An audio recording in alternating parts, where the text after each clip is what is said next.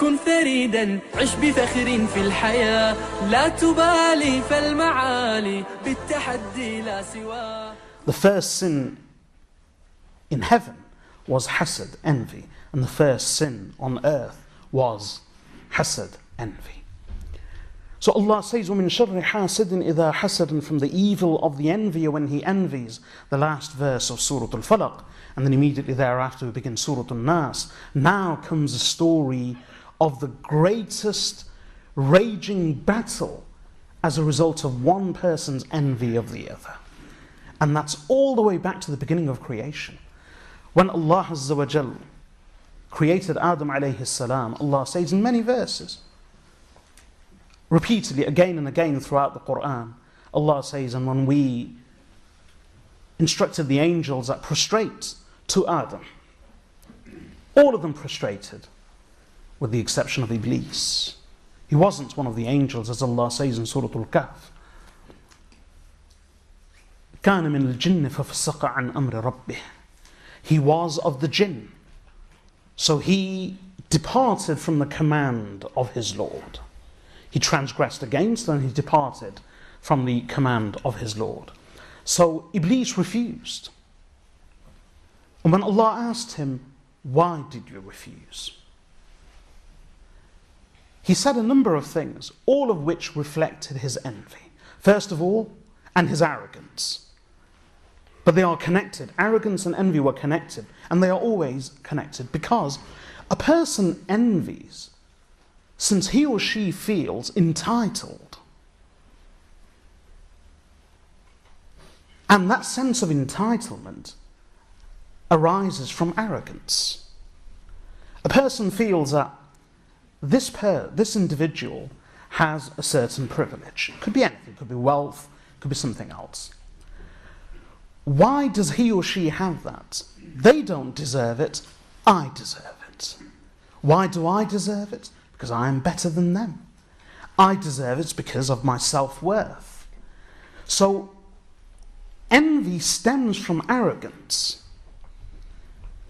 Envy is a result of a person's feeling of entitlement and of worthiness.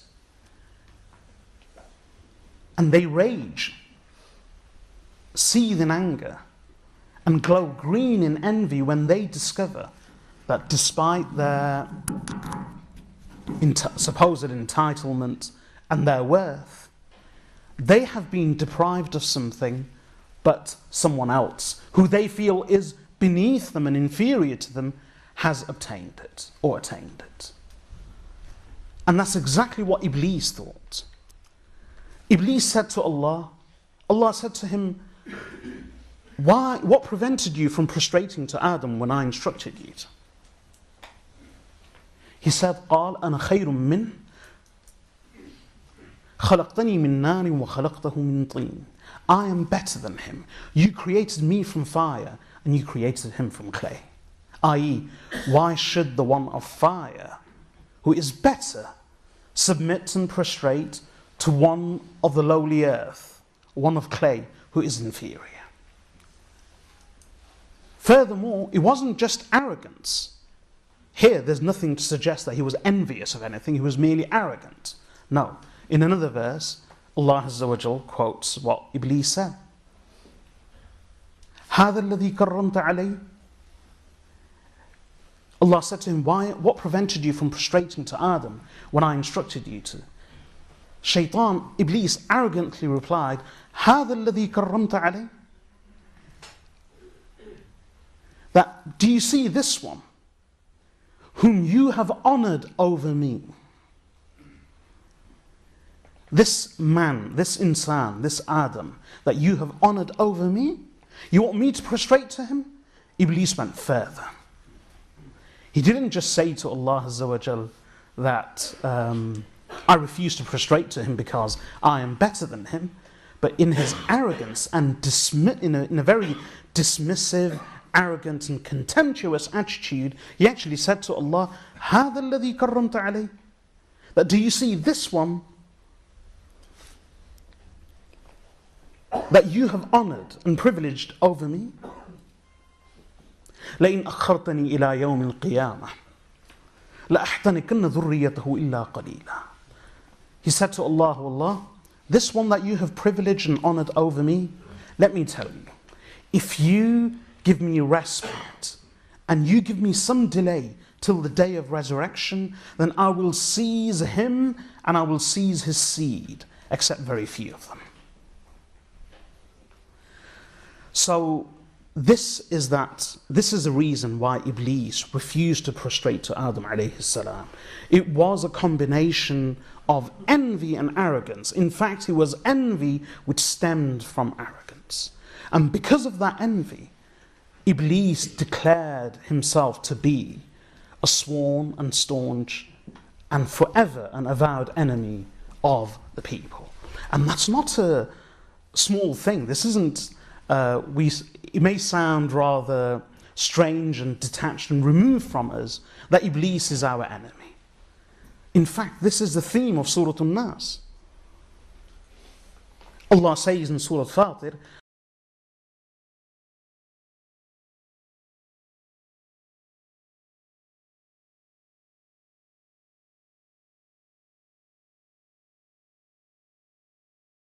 Allah says, "O mankind, Allah's promise is true.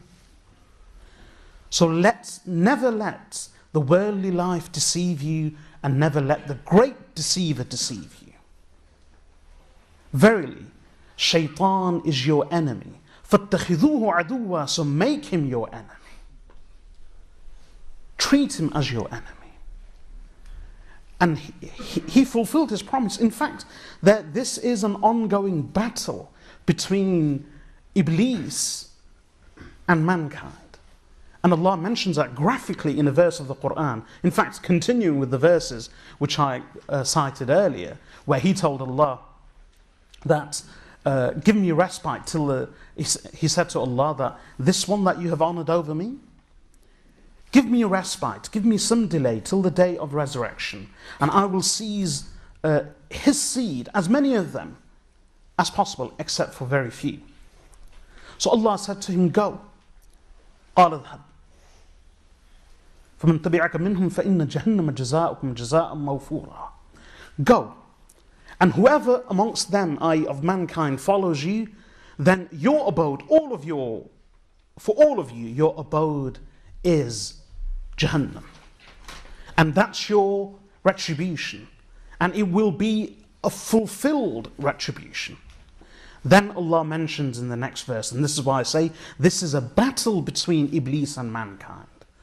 Allah say, Shaitan didn't just say, "I am their enemy," and leave it at that. He promised to Allah what he would do in many different verses. And before I quote this graphic verse, let me mention one or two other verses. This verse from Surah Al-Isra, let me mention one or two other verses in which Shaitan clearly told Allah what he would do with mankind. In Surah Al-A'raf, Allah quotes him saying,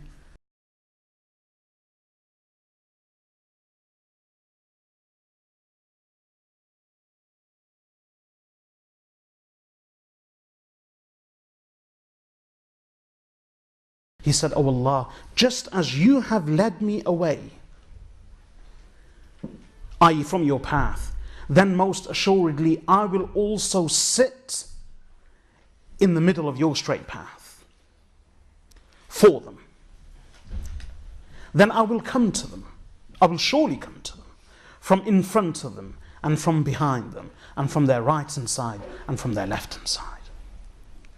And what did Allah say to him? He threatened to do this much with mankind.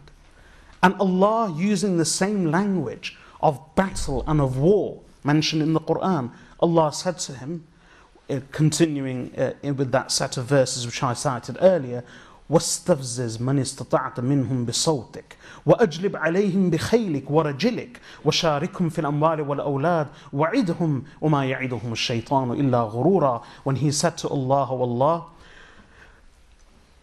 if you give me respite till the day of resurrection, I will seize his seed, his progeny, except very few of them." And Allah said, "Well, those of them that follow you, then your abode and your retribution, your recompense will be Jahannam." and it will be a just and fitting and fulfilled recompense. Then Allah said to him, وَاسْتَفْزِزْ مَنِ اسْتَطَعْتَ مِنْهُمْ بِصَوْتِكَ, and arouse from amongst them, i.e. from mankind, and arouse from amongst mankind, whomever you can with your voice. With your voice. Then Allah says, this is why I say it's very graphic, وَأَجْلِبْ عَلَيْهِمْ بِخَيْلِكَ وَرَجِلِكَ, and rally against them your cavalry and your infantry. What words? Allah uses these words in respect of shaitan and his attack on mankind.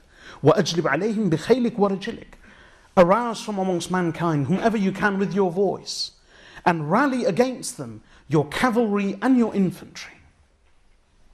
وَشَارِكْهُمْ فِي الْأَمْوَالِ وَالْأَوْلَادِ, and be a partner to them in wealth and in children. وَعِدْهُمْ, and promise them. And in reality, shaitan does not promise them anything but deception. And Iblis' attempts didn't begin late. He targeted Sayyidina Adam alayhi salam. And Allah mentions his story in the Quran for that particular purpose. And his way of doing it is not always necessarily upfront and in your face, but very surreptitious, very smooth, very subtle, very secretive. In a few verses later, in Surah Al-A'raf, after he makes that promise to Allah, Allah mentions him approaching Sayyidina Adam alayhi salam and Ummuna Hawa, our parents. And Allah says of him, وَقَاسَمَهُمَا إِنِّي لَكُمَا لَمِنَ النَّاصِحِينَ فَدَلَّاهُمَا بِغُرُورٍ. And he swore to both of them, meaning Adam and Hawa alayhim as-salam, that إِنِّي لَكُمَا لَمِنَ النَّاصِحِينَ, indeed I am one of the most sincere ones for you. فَدَلَّاهُمَا بِغُرُورٍ. So through deception, he led them astray. He led them away. He deceived them through guile. When he approached Sayyidina Adam alayhi salam, it wasn't forcefully, it was through lying, guile and deception. And Allah mentions that for a reason, because shortly thereafter, in the continuation of those verses, Allah says, يَا بَنِي آدَمْ لَا يَفْتِنَنَّكُمُ الشَّيْطَانِ كَمَا أَخْرَجَ أَبَوَيْكُم مِّنَ الْجَنَّةِ يَنزِعُ عَنْهُمَا لِبَاسَهُمَا لِيُرِيَهُمَا سَوْآتِهِمَا إِنَّهُ يَرَاكُمْ هُوَ وَقَبِيلُهُ مِنْ حَيْثُ لَا تَرَوْنَهُمْ إِنَّا جَعَلْنَا الشَّيَاطِينَ أَوْلِيَاءَ لِلَّذِينَ لَا يُؤْمِنُونَ. Allah says, O children of Adam, do not ever let shaitan deceive you. Just as he removed your parents from Jannah, removing from them their clothing and their covering, so that he may expose their concealed parts. إِنَّهُ يَرَاكُمْ هُوَ وَقَبِيلُهُ مِنْ حَيْثُ لَا تَرَوْنَهُمْ. Indeed, he sees you, he and his horde, his army, in a way that you do not see them.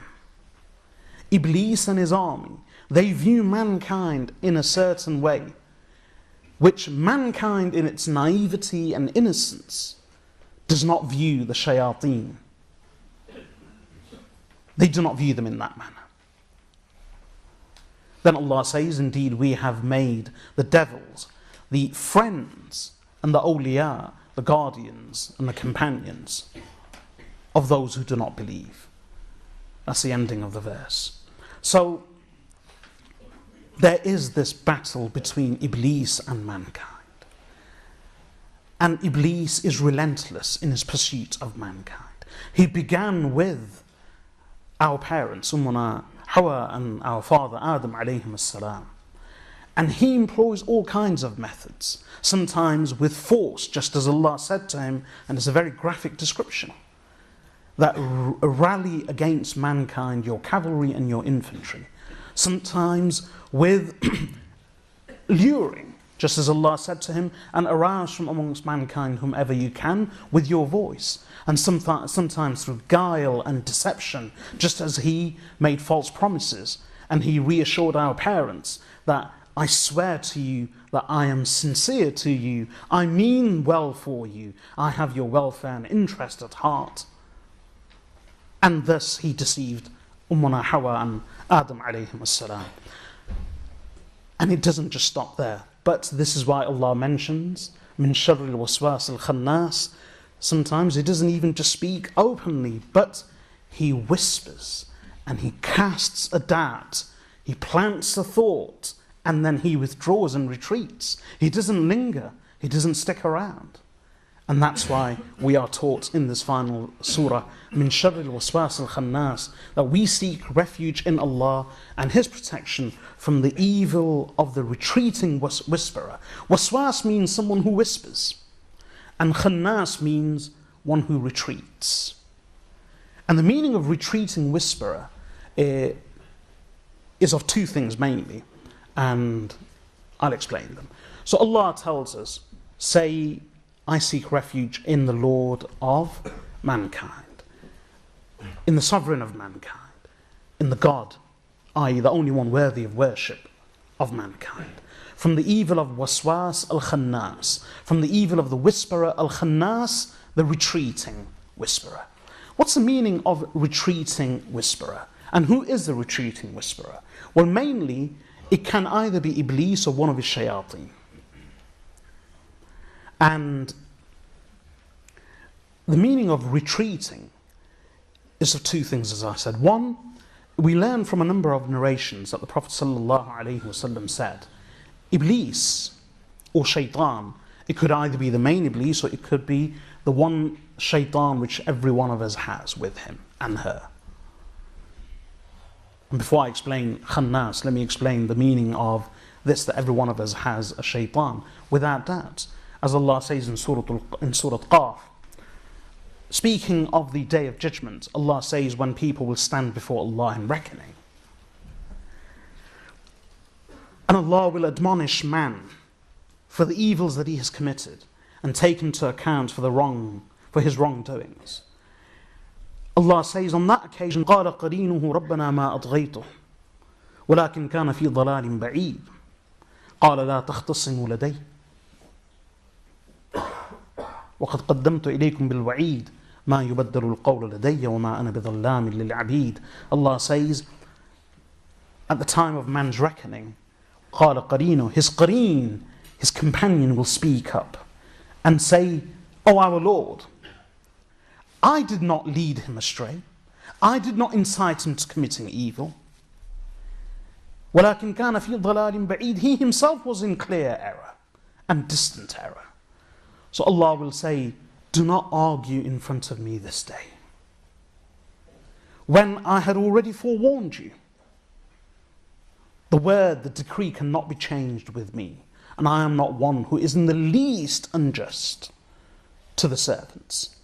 Who is this qareen who will speak up on the Day of Judgment?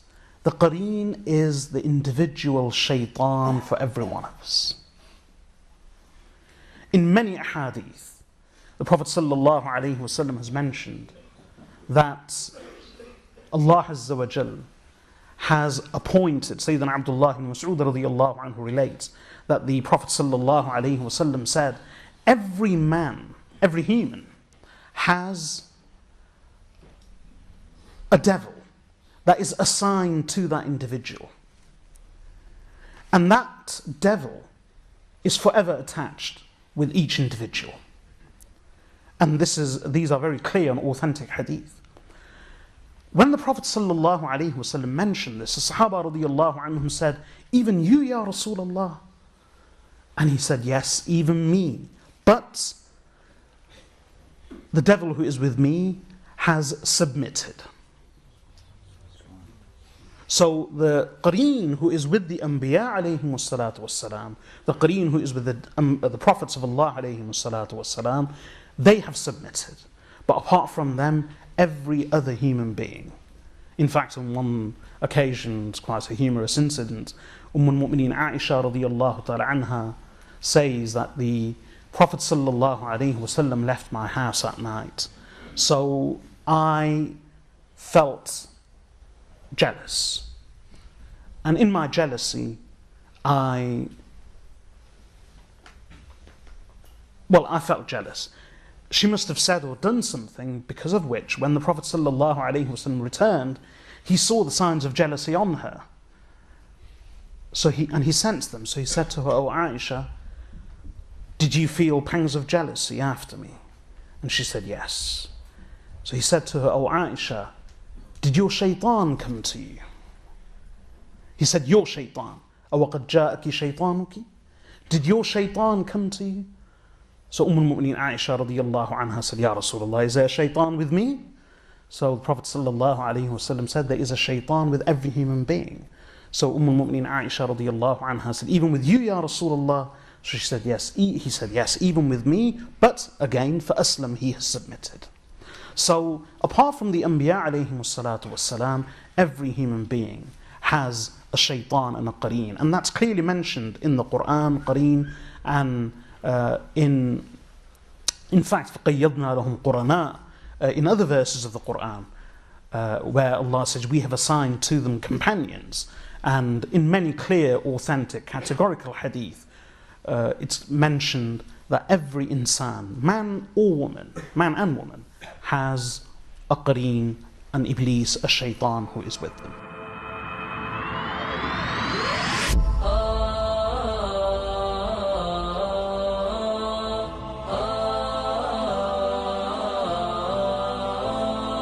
كن سعيدا كن فريدا عش بفخر في الحياة لا تبالي فالمعالي بالتحدي لا سواه كن سعيدا كن فريدا عش بفخر في الحياة لا تبالي